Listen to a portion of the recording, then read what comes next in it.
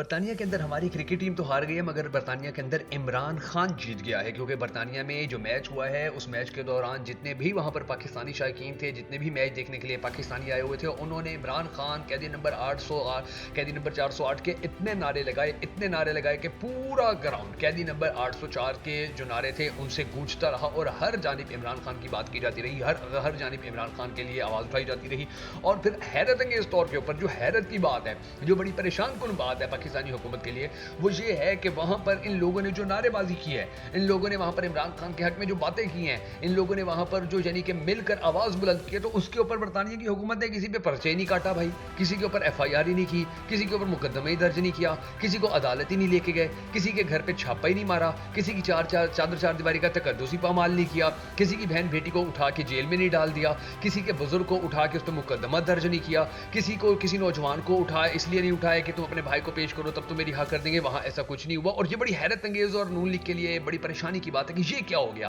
وہاں پر ایسا کیوں ہو گیا، وہاں پر کیوں نہیں وہ کام کیا گیا جو پاکستان کے اندر کیا جاتا ہے۔ حالانکہ پاکستان کے اندر تو اللہ کے فضل سے اگر کوئی عمران خان کا نام بھی لے لے تو اس کے اوپر دہشت گردی کا مقدمہ، اگر کوئی پاکستان تحریک انصاف کا پرچم اٹھا لے تو اس کے اوپر دہشت گردی کا مقدمہ، اگر کوئی قیدی نمبر 804 کا نعرہ لگا دے اس کے اوپر دہشت گردی کا مقدمہ، اگر کوئی پی ٹی آئی کے حق میں کوئی بات کر دے اس کے اوپر دہشت گردی کا مقدمہ، اگر کوئی عمران خان کا ساتھ دینے کی بات کر دے اس کے اوپر دہشت گردی کا مقدمہ، اگر پاکستان کے اندر چلنے والی فسطائیت کے خلاف کوئی بات کر دے اس کے اوپر دہشت گردی کا مقدمہ۔ تو پاکستان کے اندر تو یہ ساری سچویشن چل رہی ہے، پاکستان کے اندر تو یہ بڑی کامیابی سے یہ جو ہمارے پلان ہے یہ پورے ہو رہے ہیں کہ جی عوام کو بولنے سے ہی عوام کو قاصر کر دیا جائے، عوام بول ہی نہ سکے۔ لیکن برطانیہ کیسا گھٹیا ملک ہے، یا برطانیہ دیکھے کیسے یعنی کہ وہ بالکل لچڑ قسم کے لوگ ہیں کہ ان کو یہ سینس بھی نہیں ہے کہ عمران خان کے حق کے اندر نعرے لگ رہے ہیں تو ان کو اٹھا لے، بندوں کو بھائی ڈالے بھیجے، ان کو اٹھائے، چار دیواری کا تقدس پامال کرے، ان کے اوپر مقدمات درج کرے، ایسا کچھ نہیں ہوا۔ اب یہ جہاں بھی میچ ہوں گے، جس جگہ پر بھی میچ ہوں گے وہاں پر یہی کام ہوگا، نعروں کی جو گونج ہے وہ ہر جگہ رہے گی۔ اور پھر ان نعروں کی یہ کوئی ایسے ہوا میں نعرے نہیں لگائے گئے، ان نعروں کی وجہ ہے، ان نعروں کی وجہ یہ ہے کہ عمران خان کا جو سٹانس ہے وہ بڑا مضبوط ہے۔ یعنی کہ اب دیکھیں حبیب اکرم جیسے بڑے مایہ ناز صحافی نے بھی یہ کہہ دیا کہ جی عمران خان جو ہیں اب وہ حکومت نہیں لینا چاہتے، اب اسٹیبلشمنٹ چاہتی ہے کہ انہیں حکومت مل جائے مگر عمران خان حکومت نہیں لینا چاہتے، عمران خان انفیکٹ اقتدار لینا چاہتے ہیں۔ دیکھیں حکومت تو اب شہباز شریف کے پاس بھی ہے نا، لیکن یہ اب دیکھیں شہباز شریف کو اگر حکومت دے گئی تو وہ تو ایک وزیر نہیں تبدیل کروا سکتا، وہ تو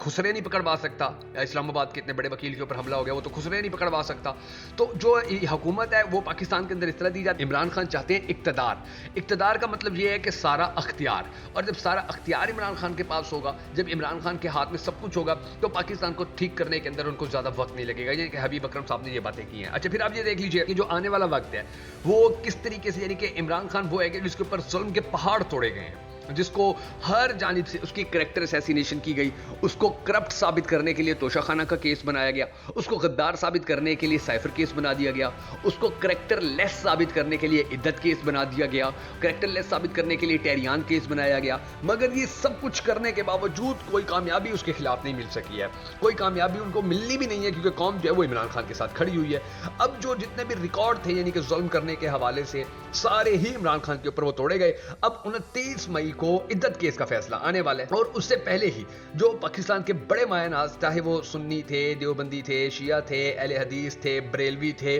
اور جتنے بھی مکاتب فکر ہیں، ان سب کے علماء اب اکٹھے ہوئے ہیں۔ انہوں نے پریس کانفرنس کی ہے اسلام آباد کے اندر، پریس کلب کے اندر، اور انہوں نے کہا ہے کہ یہ جو عدت کیس کے حوالے سے فیصلہ آیا تھا، عمران خان کو جو سزا دی گئی تھی تو وہ تو بالکل یعنی کہ شریعت کے خلاف ہے، اور انہوں نے کہا کہ مدعیوں کو پکڑ کے سزا دینی چاہیے، کہ جن لوگوں نے یہ مقدمہ درج کروایا ہے ان مدعیوں کو، یعنی کہ وہ جو خاور مانیکا ہے اس کو پکڑ کے سزا دو کہ اس نے یہ مقدمہ کیوں درج کروایا ہے، اس کے اندر تو کوئی ایسی یعنی کہ یہ تو شریعت کے خلاف ان لوگوں نے کام کیا۔ اچھا اس کے بعد آپ یہ دیکھ لیجئے کہ اب آہستہ آہستہ جو معاملات ہیں اسلام آباد کے اندر وہ چینج ہوتے جا رہے ہیں عمران خان کے لیے، پاکستان تحریک انصاف کے لیے۔ اب شہباز شریف بیچارہ دیکھیں اس نے ٹویٹ کیا، اور ٹویٹ دے تو یعنی کہ پاکستان دیکھیں دنیا کا واحد ایسا ملک ہے جس کے اندر ٹویٹر بند کیا گیا ہے، اور یہاں کے جو حکومتی اہلکار ہیں، حکومتی لوگ ہیں، وہ ٹویٹ کرتے ہیں، وہ ٹویٹر یوز کریں۔ اندازہ لگائیے، یہ پاکستان کا تماشا دیکھیے، पूरी दुनिया के अंदर ट्विटर ऑन है, पाकिस्तान के अंदर ट्विटर बैन है, लेकिन पाकिस्तान के जो हुक्मरान हैं वो ट्विटर इस्तेमाल करते हैं और फिर वहां पर भी इनको सुबकी का सामना, वहां पर भी इनको फिर तनज़्ज़ुली का सामना, वहां पर भी इनको रुसवाई का सामना, वहां पर भी कोई इनकी बात सुनने को तैयार नहीं, इवन के ट्विटर इनकी बात सुनने को, यानी कि एक्स इनकी बात सुनने को तैयार नहीं है। अब हमारे वजीर आजम साहब ने, यानी कि शहबाज शरीफ साहब ने एक ट्वीट किया और ट्वीट के ऊपर उनको बड़ा मुंह तोड़ जवाब भी मिला, यानी कि फौरन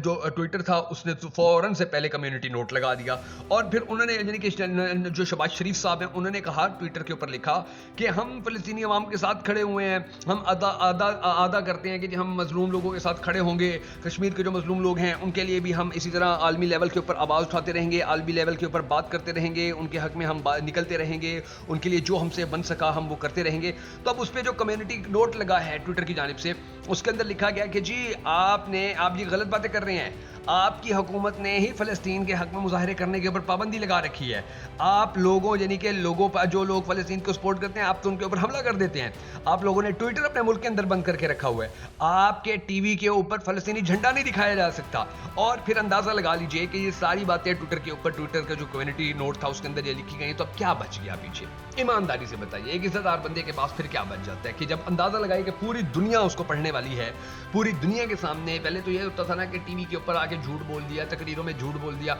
अब तो ट्विटर के ऊपर झूठ पकड़ा गया, तो अब इसके बाद और क्या बच जाता है? अच्छा, अब उसके बाद आप ये देख लीजिए कि फिर इन्हीं की ही इस्लामाबाद की जो पुलिस है, यानी कि आप देखिए वो जैसे एसएसपी ने सेनेटर मुश्ताक अहमद को जो उंगली दिखाई है, पूरे पाकिस्तान के अंदर एहतजाज किया जा रहा है, पूरे पाकिस्तान के अंदर उसको कंडेम किया जा रहा है, पूरे पाकिस्तान के अंदर तनकीद की जा रही है कि ये, यानी कि अंदाज़ा लगा लीजिए कि एक सीनियर जो पुलिस ऑफिसर है वो किस तरह का बिहेवियर कर रहा है एक इतने बड़े पॉलिटिशियन से। अब आप यहाँ से ये सोचिए कि अगर एक मेन रोड के ऊपर खड़े होकर, सड़क के ऊपर, शारे आम के ऊपर, अगर एक सीनियर सियासतदान से सेनेटर के साथ इस तरह का बिहेवियर किया जा सकता है, तो आप मुझे ये बताइए कि पाकिस्तान के जो आम शहरी हैं उनके साथ ये पुलिस क्या करती होगी? सोचिए ना, जो आम शहरी हैं, उनकी जिनकी आवाज़ ही कोई नहीं सुनता, जिनकी आवाज़ ही कोई नहीं बनता, उनके साथ क्या कुछ हो सकता है? तो ये जो मामलात हैं, फिर उसके ऊपर अब जो हमारे टीवी एंकर्स हैं वो कह रहे हैं कि नहीं जी, मुश्ताक अहमद साहब ने भी पहले उसको जो है उंगली दिखाई थी, तो अब उसकी जो वीडियो देखी जाए तो पता चलता है कि मुश्ताक अहमद साहब तो उन तारों की तरफ इशारा करके कह रहे हैं कि ये तारों के मामले के ऊपर वो बात कर रहे हैं, और फिर ये पुलिस जो है, ये बूढ़े एक बुजुर्ग सियासतदान को उंगली दिखाने वाले हमारे एसएसपी से 4 दिन हो गया, खुसरे नहीं पकड़े गए। अंदाजा लगे, हिजड़े पकड़ नहीं सकते ये लोग, ख्वाजा सराय इनसे पकड़े नहीं जाते हैं, किसी सियासी जमात का दफ्तर तोड़ना हो ये घुस जाते हैं, किसी की गिरफ्तारी करनी हो ये भाग पड़ते हैं, किसी की चादर चार दीवारी का तकद्दुस पामाल करना हो ये उड़ पड़ते हैं, किसी के घर के अंदर छापा लगाना हो ये चल पड़ते हैं, मगर खुसरे इनसे नहीं पकड़े जाते। अब आगे नजम सेठी की बात सुने, उन्होंने बड़ी, यानी कि अब शहबाज शरीफ की जो हुकूमत थी, इन्होंने ऐलान किया था कि जी हम SIFC बना रहे हैं और उसके जरिए से हम पाकिस्तान में बहुत भारी इन्वेस्टमेंट लेके आएंगे, पाकिस्तान के मसाइल हल हो जाएंगे, पाकिस्तान के अंदर रोजगार बढ़ जाएगा, पाकिस्तान के जो जितनी भी दिक्कतें हैं वो सारी खत्म हो जाएंगी। सूरत हाल ये है कि नजम सेठी जैसा बंदा जो नवाज शरीफ का बड़ा दोस्त है, जो नून लीग के बड़ा करीब माना जाता रहा है, वो कह रहा है कि SIFC कामयाब नहीं हो सकी, क्योंकि इलेक्शन के बाद अदम इस्तेहकाम में कमी आने के बजाय मजीद इजाफा हुआ है, चाहे वो सियासी अदम इस्तेहकाम हो, चाहे वो माशी अदम इस्तेहकाम हो। और जब सियासी अदम इस्तेहकाम बढ़ता है तो फिर कभी भी इन्वेस्टमेंट नहीं आती है, सरमायाकारी नहीं आया करती है, और इसी वजह से SIFC नाकाम हो गई है। फिर हमाद अजहर की बात सुने, उन्होंने बहुत बड़ी, यानी कि एक पेशन गोई कर दिया। उन्होंने कहा है कि जी ये जो शहबाज शरीफ की हुकूमत है ये गर्मियाँ नहीं निकाल पाएगी, गर्मियों से पहले ही निकल जाएगी, और शदीद एहतजाज के बाद ये फार्म 47 वाले जो लोग हैं ये आपको दूसरे मुल्कों में भागते नजर आएंगे। मुस्तफ़ा कमाल ने कहा है कि अगर मैं नवाज शरीफ की जगह होता तो सुबह का नाश्ता लेकर अडियाला जेल जाता इमरान खान के पास और उससे माफ़ी मांगता, उसको कहता तुम मुझे माफ़ कर दो, फिर हम दोनों मिलकर दूसरों को माफ़ कर देते। यानी कि आप किसको माफ़ कर देते, ये तो पाकिस्तानी अच्छी तरह खुद ही सोच लेंगे। तो यानी कि अंदाज़ा लगाइए, खुद फार्म 47 के ऊपर खुद धांधली करके जीत के आया हुआ है, और ये इमरान खान के बारे में कह रहे हैं कि जी इमरान खान भी माफ़ कर देता, मैं भी माफ़ कर देता। भाई माफ़ी कितनी, अगर आप लोगों को ज़रूरत है तो मुस्तफ़ा कमाल ले जाना नाश्ता एक बार अडियाला जेल के अंदर, और वहाँ पर जाकर इमरान खान को नाश्ता भी करवाए और कहे कि जी मैंने फार्म 47 के जरिए जाली तरीके से हुकूमत ली थी, जाली तरीके से मैं आ गया था हुकूमत का साथ देने के लिए, मैं जाली तरीके से मुंतखब हो गया था, तो मैं अपनी सीट छोड़ूं, मैं अपनी शर्मिंदा हूँ, आप मुझे माफ़ कर दो। पाकिस्तान तहरीक इंसाफ ने जो मेरे बारे में बातें की हुई थी हम उनको माफ़ कर देते हैं और माफ़ी का सिलसिला लेके आगे चल पड़ते हैं। अखलाकी जुर्रत तो करें ना मुस्तफ़ा कमाल, लेकिन इतनी जुर्रत नहीं करेंगे क्योंकि अखलाकियात नहीं है। अच्छा, उसके बाद आप ये देख लीजिए कि अब जावेद हाशमी जो हैं वो कहते हैं कि जी इमरान खान को कौम ने اس لیے نہیں چھوڑا کیونکہ